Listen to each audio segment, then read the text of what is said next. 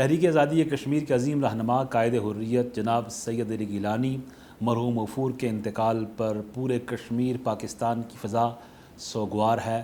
ہم جناب سید علی گیلانی صاحب کے اہل خانہ، لواحقین، عزیز اقارب، تحریک آزادی کشمیر کے کارکنان سے دلی اظہار تعزیت کرتے ہیں۔ ہم سب غمزدہ ہیں اور اللہ تعالیٰ کی بارگاہ میں دعا گو ہیں کہ اللہ تعالیٰ ان کی قبر کو منور فرمائے، بلند تر درجات عطا فرمائے۔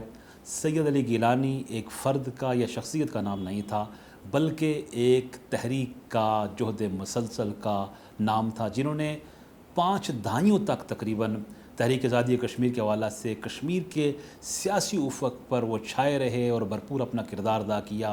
اپنے افکار کے نظریہ سے، اپنے نظریات کے ذریعہ سے انہوں نے بھرپور اپنا کردار ادا کیا تحریک آزادی کشمیر کے حوالہ سے، اور میں سمجھتا ہوں کہ ان کا مشن ہم سب نے مل کے جاری رکھنا ہے۔ ان کا مشن جاری رہے گا اور اہل کشمیر ضرور آزادی کی منزل حاصل کریں گے۔ جناب سید علی گیلانی کی یہ آواز بلکہ صدائے دل نواز صدیوں گونجتی رہے گی کہ ہم پاکستانی ہیں، پاکستان ہمارا ہے۔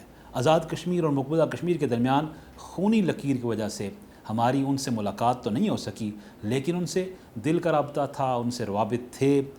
2000 سن کے اوائل میں اسلام آباد میں کل جماعتی کشمیر گول میز کانفرنس منعقد ہوئی، بہت اہم کانفرنس تھی۔